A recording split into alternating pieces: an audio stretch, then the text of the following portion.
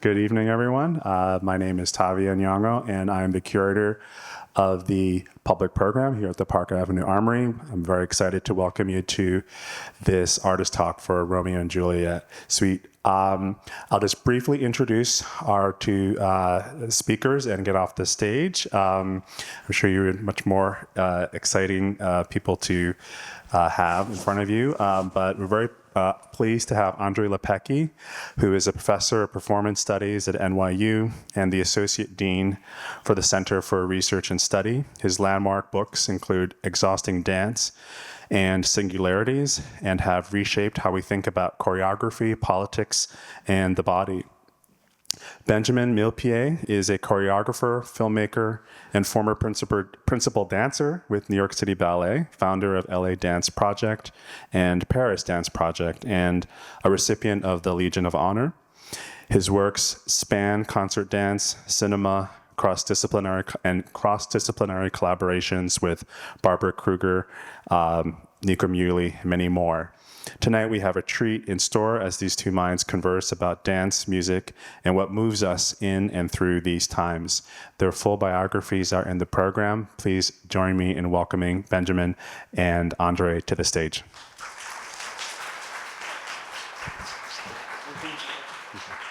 Thank you. All right. Thank you, Tavia, for the introduction.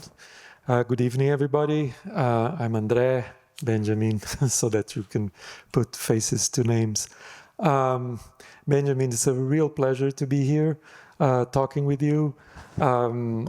We're going to be having a conversation, and I guess I'll be in the position of most of you in the audience because I have yet to see the performance. I was flying into New York yesterday, and I couldn't make it for the show yesterday. So I have a few questions that I guess will be about the performance, but without really knowing the performance, especially in this site, which is so special for you, I guess. So let me just start with a very generic question, which is, why Romeo and Juliet now? There's a long history of the ballet that starts with Prokofiev's score that he starts to develop in the mid-30s. There's all sorts of histories of back and forth of Prokofiev coming back to Russia, to Stalin's Russia, different transformations of choreography around that. And I'm interested in asking you why this story of love that is tainted by death at this moment? The reason for choosing a specific piece to make is rather something strange. Mm-hmm. It's not, didn't come from sort of an intellectual moment. It every piece that I make always is often has to do with an emotional moment in time. And sometimes I live with scores for a very long time until it's time to make them. And it's always because it's personally the moment to make them. There's pieces that I know I need to be older to make. Or there's pieces that I know I need to make another piece to get me to that piece and to do it right. So it's not Romeo and Juliet. I think it grew on me over the years. I really forget whether the first iteration, which was I think in 2017 with Gustavo Dudamel, they were. I really generally forget who asked who, but what I do know is that I found this score. And first of all, I really resisted it. I obviously heard it for the first time when I was 14, 13, saw the ballet for the first time, fell in love with the score, sort of like the obvious sort of lush romanticism of it and its theatricality. Yeah. And then I got really sick of it. I really thought it was second-rate music, just like you could overhear Boléro's Ravel or pieces of that sort that have become so popular. Yeah. And then eventually, I don't know how I started to hear it again, and it's probably because it's scores that were inspired by it, I think, that made me fall in love with it again. And partly, I'm a huge lover of Bernard Herrmann. And Herrmann, in the last scene tonight, you'll see, there's chords that are exactly the chords of Vertigo. It's identical. So clearly, so I think the cinematic quality of the score is what made me think of cinema. And how this whole idea of like this combination, why it really makes sense to me, why it deserved to be made. But so I started to fall in love with it. And I started to think about it. I was living in LA Los Angeles at the time, and I started thinking about making a movie, actually using the Prokofiev score. I was interested in using Shakespeare and the Prokofiev score and telling the story in a contemporary Los Angeles. But that would be a film? Yeah, the first that was going to be a Okay. film. And I made a short film for it, which I released on a few days ago, 7 years after I released it, with Margaret Qualley and Shamik Moore. And I really was interested in this sort of contrast of that score, which sounds to me like, which a cinematic score from the 30s with the city of Los Angeles is something so Hollywood about it. So, and the idea of this sort of hard realism of the city. So that was to me a really interesting combination, because it was combining history with present, with the reality of really the violence that lives underneath a city made, in the country where dreams meant to be born, and LA being this sort of, king of capitalism and entertainment. And so that's how it started. And I think maybe at the same time, the LA Phil asked me, would you do Romeo and Juliet with Gustavo? And because I had worked, it's several things at the same time, and I don't even know if the right order, but when they asked me that, of course comes the problem of, you have a full orchestra on the Philharmonic stage, you have no space for dance. Yeah. And when I arrived in Los Angeles in 2012, I started a dance company in Los Angeles, and there's no theaters who program dance. Even in 2012, you have the Music Center. And really, that's it. I mean, I wouldn't say that the other organizations were dance present organizations. So, where do you present? And so at the same time, I arrived in LA, and I was in love with Los Angeles, and I started to read the history of Los Angeles. And there's City of Quartz by Mike Davis. Mike Davis. Yeah, Mike Davis.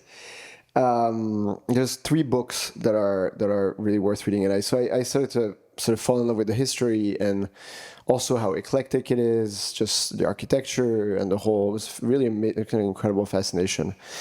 And I met Yuval Sharon, who's premiering Tristan, at the Met in a few days. And the first project he proposed was, he came to me and he said, I want to make an opera at the train station. I was like, what do you mean? He was like, well, I want to make Italo Calvino's Invincible City. I want to commission a score. I want to do it at the train station. This idea of travel. We'll have the orchestra live in a room. Everyone will be on headset, and then we'll release the audience into the train station with everybody taking their train, and the opera and the dance will, And incidentally, I made a film in 2001. I'm really jumping in time, but my first short film is me dancing across the city of New York. And when was that? 2001. Yeah, on VHS. And famously, I danced in Grand Central Station. I got arrested. Uh-huh. And it was me and Olivier Simola who worked on this. It was the 2 of us. But the idea of being in love with the city where you live. So that was all that. So when he said that to me, it totally made sense. He made the opera, and I picked a choreographer for him, but the company was in it, and it was a fantastic experience. It was, Yuval just had. He was so kind of interested in this idea of like the symbolic history of the city, the history of the city, what hides behind places that you don't know, that just sort of like.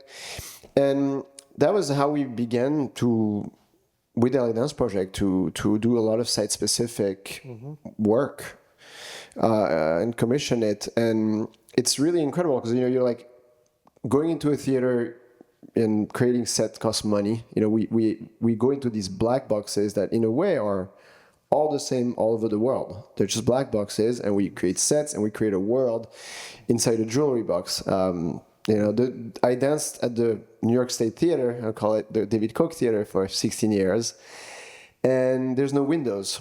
And Balanchine really wanted no windows. He wanted it to be no distraction, people to look outside, and he wanted it to be like a jewelry box. It's interesting. But so anyway, so I think I started to pay attention to all these ideas, and paying attention to also architecturally, what does a space impose upon you?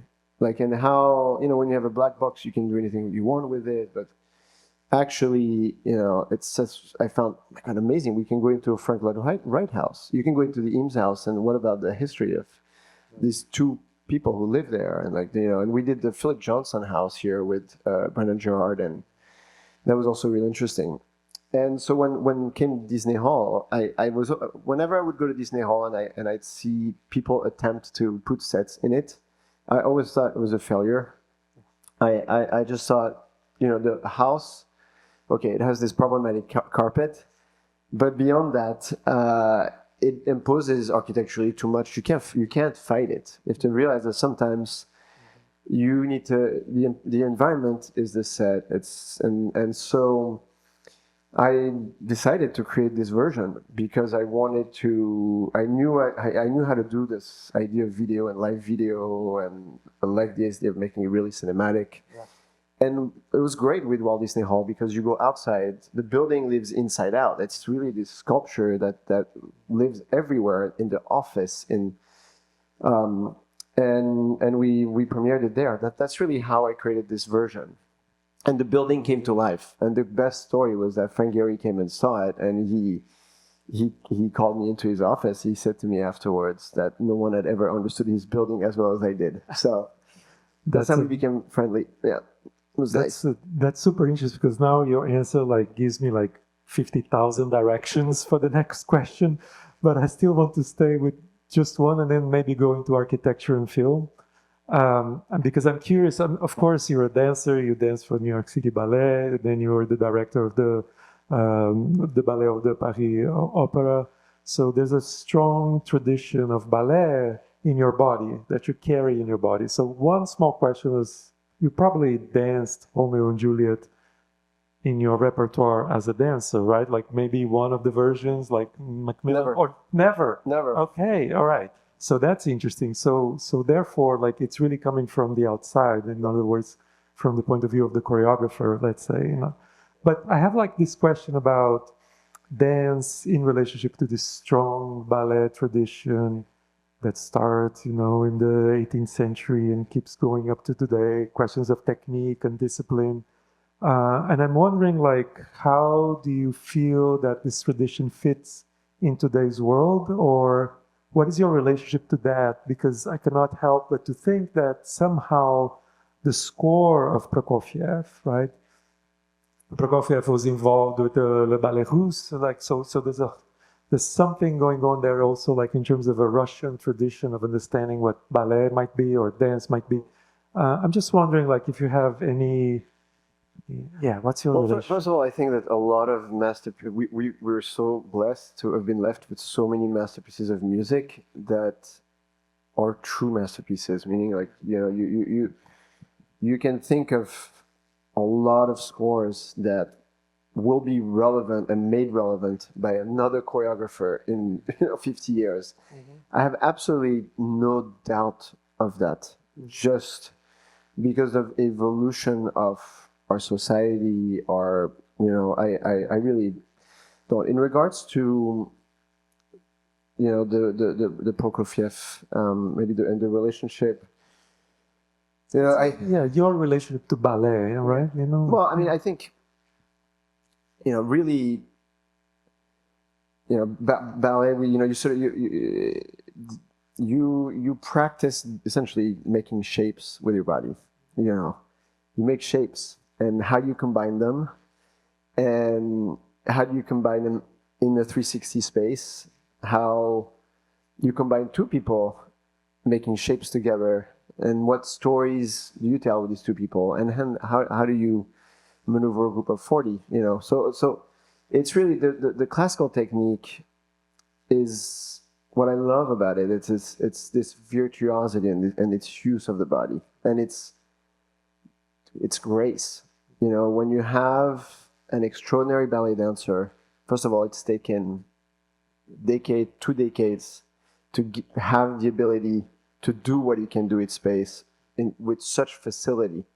My choreography definitely requires virtuosity and space changes and 360 and complex partnering, and I use it and movement quality that change. And so in that sense, really the reason I love it is because it gives me so many ways to respond to music, right? I have, instead of having a very sort of limited, the thing that I would say maybe that's really different about me than I would say all ballet choreographers, if I don't want to be, is that I was born in Senegal, and I grew up in Senegal for 5 years, and I started with African dance, and I danced African into my teenage years.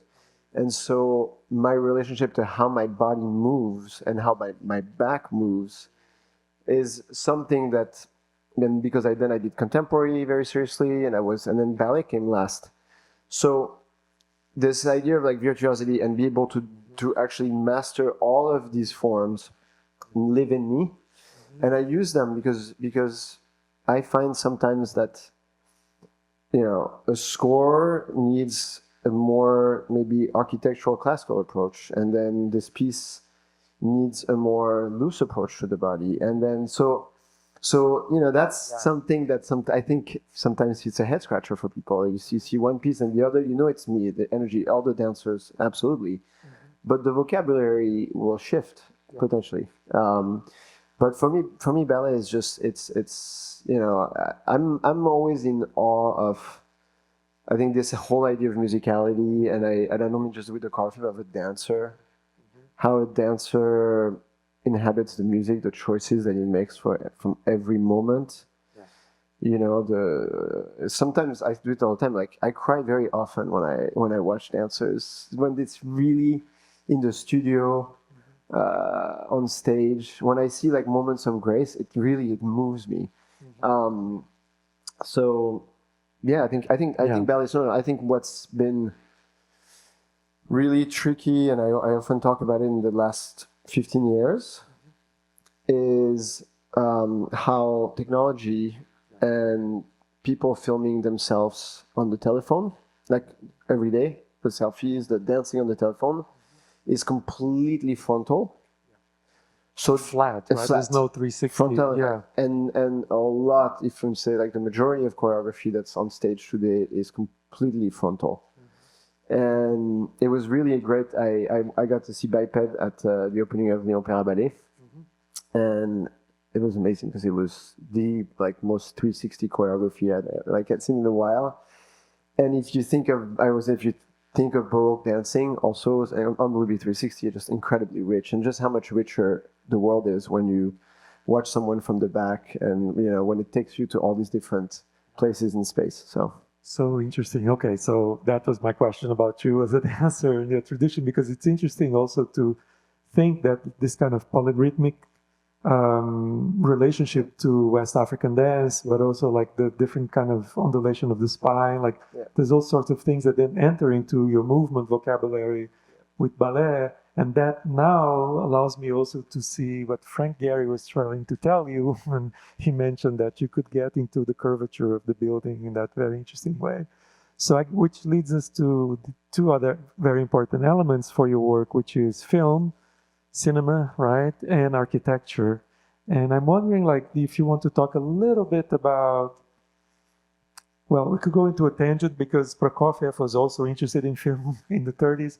But I'm not going to talk about Prokofiev anymore. I'm going to talk about the Armory right now. So what it was for you to actually land this project here. What does it mean? Did you have to transform? Like, what's happening in your relationship to to architecture itself? Well, I think first of all, you come and you experience the space. I went through every room. I looked at every room of this building, and I started to imagine. Do you mean like literally Literally walking walk through everything. not really looking at the blueprint, but actually walking Yeah, walking it, photographing it, and then letting that sink in for a while. I mean, I knew that it would be terrific here. The thing that what you have to do with music, and I think that's the great thing about like that interested most about the production is how it's written for the stage, but it's extraordinary for cinema, for a moving image, and for a choreographer who works with, everyone sees the same thing when, from different angles in a theater. It's just proscenium. And then with the camera, I get to choose, do I want to see a detail? Do I want to see, I get to light it. I get to, and always the music though always informs me of like, what is the best way for this section. And so I picked the sections while trying to tell the narrative. And the idea that you come to the theater to see Romeo and Juliet, but we're not putting a set in front of you. It's actually, Romeo and Juliet's happening here in this building. It's alive. And it's happening all over the building. And we go from the performance on stage to cinema without having the frustration of thinking that something is pre-recorded, because it's all live and we know it's all live.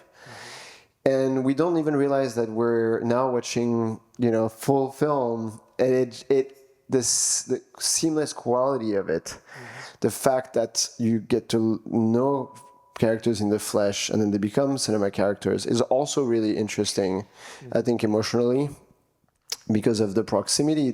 It's different. It's different emotionally, and so all these ideas were really exciting. And of course, the building is fantastic for a production like this. Yeah. Do you feel like you mentioned a little bit before about dancing today or over the past 15 years, how dance has become more and more frontal because of TikTok and Instagram and all of that.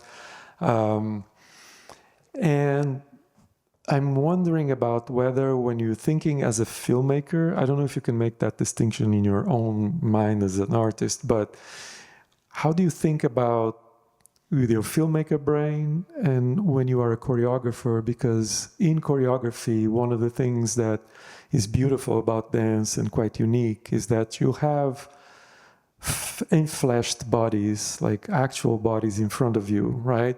That have a history, they have a biography, they have all sorts of ways in which they present themselves, right? So there's something about confronting yourself as an audience with another human being in front of you that is quite different than that human being being represented by an image.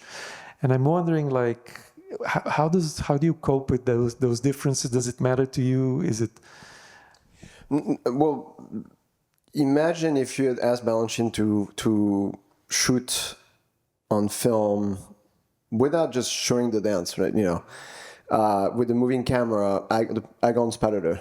Probably, and like that's the way he might have been like, when they move now, I'm gonna go vroom, because it's actually into movement, and then when they go down to the floor, I want to go above. It's another element of choreography. It's another element of making a movement more impactful. It's a camera moving. You're with talking the about the movement of the camera itself. Yes. Is choreographed. Yes. So the sequences that are shot tonight are all made for camera.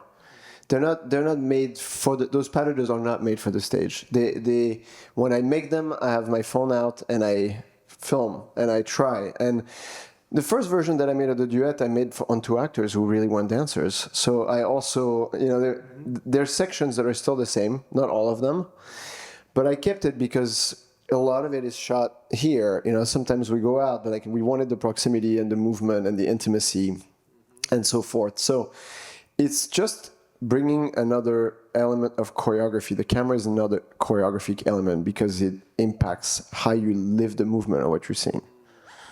showing details and also like amplifying movement or Every movie, you know, if you think of, I mean, let's say like Kurosawa, for example, you know, who was all the first martial art film he made, like how people were exiting screen and entering, and sometimes going to from a wide shot to a tight shot to a wide shot in a single movement. Like that's choreography. Some of the great directors are for me, they're choreographers. How you stage, where you want to place the camera. You have this, you know, Antonioni is also one I love for the simplicity and the triangles and the, you know, from the back, etc. Like there's Bresson is another outstanding one for the cuts, you know, and the gestures so that's choreography. So it's the choices that you make that are instinctive and that are to tell you exactly, you know, what it is they want you to see. The director wants you to see. The choreographer wants you to see. And how. That's very interesting because, you know, from my point of view, which as a scholar, I just say that now and then retreat into something else. But what's interesting is that choreography, which it means the writing of movement, right? It's an invention to be able to somehow capture that which is very hard to capture, which is movement itself, right? And cinematography is also the same word. It's the writing of kinesis as opposed to choreo, which is different variations of the word movement. So it's like basically like two art forms with different techniques, let's say, or different technologies to do the same thing. But actually, in a way, I feel like, as you said, like sometimes filmmakers forget that that's the origin of their art, that actually it is about like this mobilization of the technologies to serve movement somehow. So yeah. Well, yeah. I mean, there's less and less directors who have the ability to stage scenes and shoot them. Also, part of the issue is that, you know, it's funny because I remember it as a child. I remember when MTV started in my house in France, and how the cuts of everything were faster. Yes.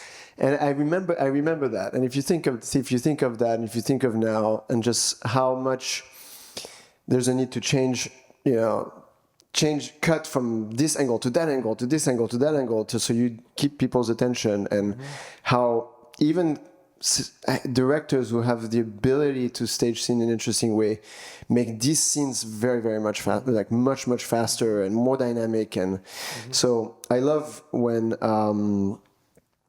I actually always say that like when I go see an old film, it brings me back to the timing of life, to the rhythm of life, the real rhythm of life.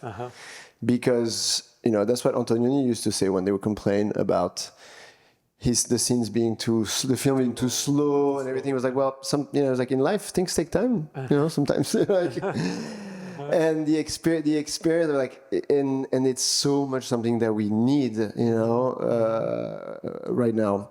And I did want to say something else, but now I'm forgetting. I'm forgetting. Choreography, movement. Yeah. Okay. Forget. Maybe you'll remember in a moment. I want to get back to dancing for a moment. I know what I wanted to say. Okay, go ahead. I could say like I always said my favorite piece of choreography when I'm being asked what my favorite piece of choreography on screen is. I always say that it's the opening of 2001: Space Odyssey. Oh. Because it's choreography. It's the Blue Danube, and it's just choices. It's just movement, and it's also slow movement, and and that was a director with unbelievable musical taste. I mean, just incredible. And it really is amazing choreography. Yeah. Everything dances in Kubrick's movies, right? It's very, very interesting. Wow, that's okay. So that could lead us to another direction, but I want to go back to dancing and to the art of dancing. If we can say,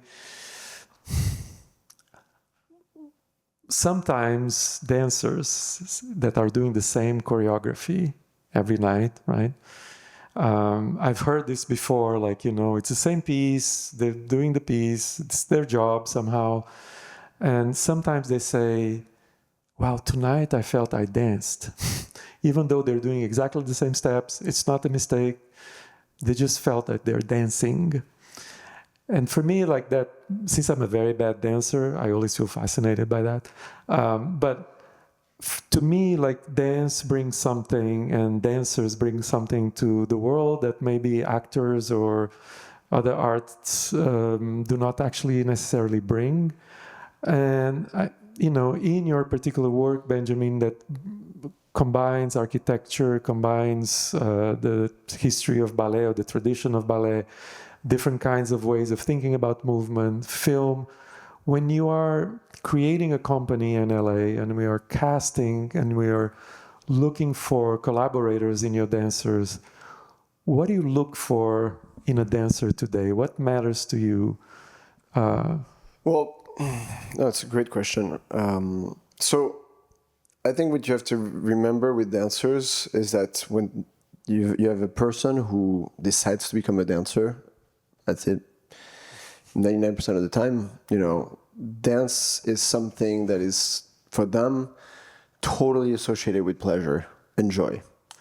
It's liberating, it's moving in space, it's being close to your emotions, the association with music. For someone you have to have really deep love to have this kind of passion, and then keep up with it and do it in a way, because it's an incredible amount of work, and you have to really believe in it, and it's not an easy line of work at all. So I think ultimately what's important to me is this idea of this connection to actually like why you're dancing. Like I want to watch a dancer. When I see that person, I immediately know why they're dancing. Like what's their personal connection? What and who expresses who they are by their choices, by their phrasing, by the strangeness of their posture. I have a really few interesting experiences that one's amazing. It was when I went to direct Paris Opera, and I was not director yet. It was maybe in 6 months, and we had the audition for the company. And so I was president of the jury, but we were like 10. I had 5 dancers and 5 staff, and I get to see the school and all these kids, and my choices were completely different than what. But there was one particular kid who was so interesting. He walked in and he was just captivating my attention, just strange, good technique, but and I was like, he needs to get in, like he has to get in. And I remember the director of the school was like, but he's so weird, he's so weird looking, and but I was like, oh, exactly, he's really interesting. It's not the same thing, and I coming from Balanchine's company, who always was drawn to really interesting dancers that had different bodies, and that can make these choices without talking about it, and understood, I think, so deeply what an interesting dancer was. So because I was the incoming director, and the fact that I had to fight to get two dancers of color that were fantastic that day, that dancer got in. And he was, for the next, after 2 years and after I left, he was the chosen dancer by every choreographer who walked in the house. Everybody wanted to use him. But I hope that my dancers, every night, the sense of freedom, the sense of pleasure, the sense that they're valued, that I don't, one of the things that I was adamant about, coming from a company that was a cult, when you were in New York City Ballet, Peter Marns, and certainly I will praise so many of his qualities, and he brought me so much and gave me so many opportunities, but he led the company with fear. We were scared of him, and we were all, there's a level of competition, and he used sort of the environment to push us with this idea of you're out, you lose your place, you're just, it was very, very intense. And we were constantly, I remember after the performances, we were all standing like little, school children, waiting if he was going to say good or okay or nothing every night. And part of what was really also disheartening for me, like I remember being in the company and thinking, oh, there's this young dancer here, he's so talented, but nobody's actually taking the time to work with him the right way, because I was like, I wish if I could spend 2 hours with him, I could make him that much better. I just always had that sort of frustration of watching so much talent. I mean, the rule was like sink or swim there. You could be very talented, but if you weren't psychologically really strong enough, there are many who were not psychologically strong enough and would leave. Mm-hmm. So you had to be talented, you had to be resilient, you had to be, and those are the ones who made it. But the ones that were talented, they needed support, they needed care, they needed help, those didn't. Yeah. So one of the things that I established really quickly with the Dance Project is that I didn't want the dancers to come up to me to need validation, and when they all come out of school and they've had teachers at Juilliard or whatever, they just, that was in them, how was that? And I really resisted being that person who held that strange power, because and I didn't necessarily know how to do that at first. So there was like, at first it's like some would just be like, are you gonna, but I started to say to them, and over the years is like, you're already, I love you because you're already here. I already love you. Mm-hmm. You're great. So don't worry. You're great. Yeah. Now just learn everything you have to learn with me, with all the choreographers that are going to come. And what happened with those dancers, and we saw it, I think, very quickly, is that they matured very fast. They were confident that who they were, they were valued, that they were interesting, and that could actually experiment with, make choices, and they didn't have to ask me that their choices were good. Mm-hmm. So I think like this idea of freedom and pleasure, and also of course like musicality, I think throughout the night, like it's how do we bring something more to the moment? Mm-hmm. Otherwise it's useless. Yeah. If you're not going to make the music heard better as a choreographer, or make the audience dive into it in a deeper way and make you uncover, then it's useless. So this connection to it is really important to me, and how we inhabit those moments I talk about very much like Jerry Robbins, being sincere, being true to the moment, relating to who's on stage, not playing out front, really the audience isn't there. It's your own pleasure, and it's your experience with the other dancers. That's really interesting, because in a way with this answer, we go back to your first answer at the beginning when I was asking you why Romeo and Juliet right now. And you mentioned like this, sometimes like it just comes from passion, it comes from this kind of intuitive desire to get to something, so which is very, very important, of course, especially as a performer. But now we're getting towards the end, and I know like we have a very strict choreography about this talk, because this room will be used, I believe, during the performance. So we're going to have to leave in 5 minutes, all of us. This is our collective choreography, so that other choreography can happen. But I have a last question for you then, which is, going back to Romeo and Juliet, and going back to Prokofiev, and going back to the history of the score, which I didn't know much about it. I had all the very iconic parts of the score in my mind. They're very well known, as you said, like almost like people overhear those parts somehow. But I went back and I read and I did a little bit of research. I looked at the Nureyev version, which is really fantastic, actually. But the history of the score is also a history of a composer being caught in the winds of history at a terrible moment of 20th century history, right? So the first score starts in 35. You can imagine what's happening at that moment in Europe and soon across the world.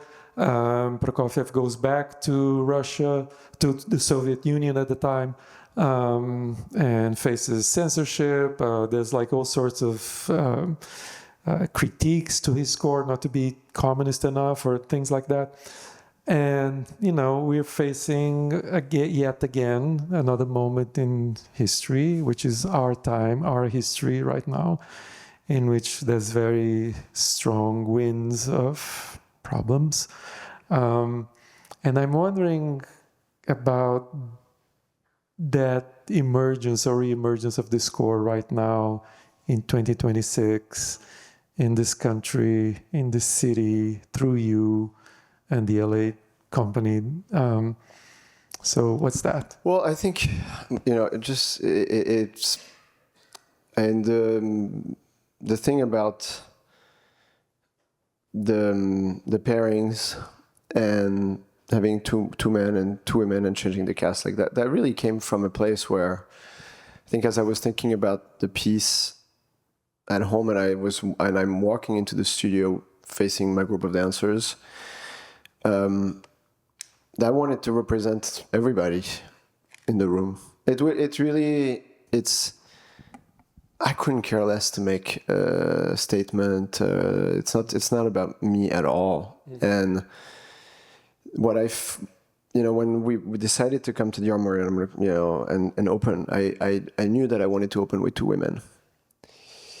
And it's really interesting because now it's 3-4 shows, and I can tell you already that, it's obviously a man and a woman, two men, but two women, I sense in 3 days that's the most difficult for people.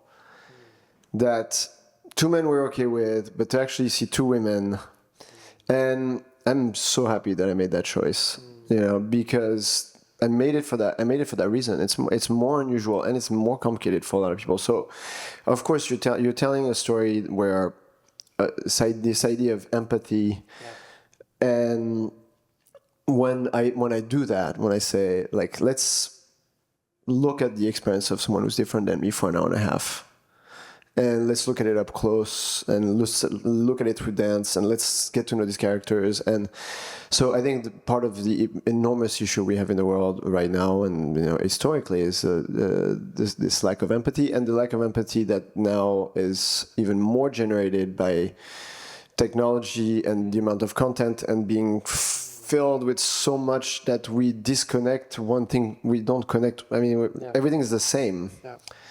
Yeah. And so the beauty of what we do is that we go into the theater without a telephone, and we have to sit and watch something, and it's really the greatest. That's the ultimate luxury.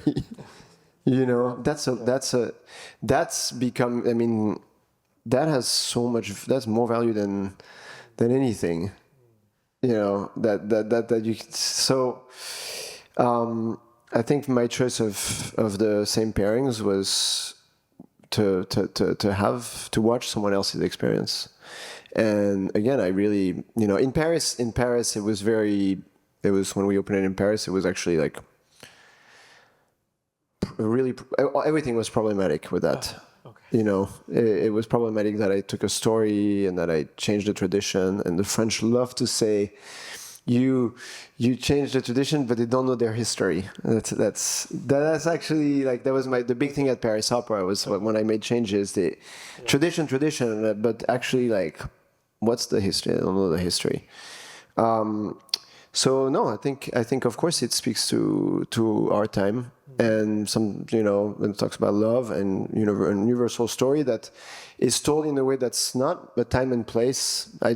It's said here in the moment, in the present. It could be any time. Mm-hmm. We're not in the 50s like West Side Story. We're not in the future. We're not, we live with that score. We live within the score, and the score is timeless. Yeah. Thank you so much. Thank you. I can't wait to see it. Okay.